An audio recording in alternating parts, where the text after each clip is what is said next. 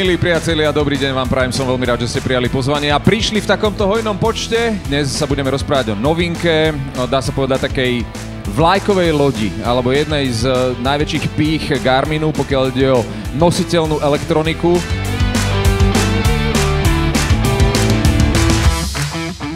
Takže využívam naozaj veľmi plnohodnotne tie hodinky, aj na spánok, aj na šport, v podstate na všetko.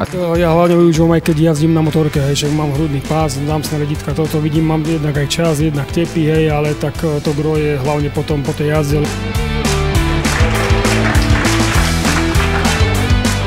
My to robíme vlastne pre všetkých, ktorí chcú žiť nejakým zdravým, alebo nazvem to aktívnym životným štýlom, ktorým bude prinášať lepší pocit z toho života.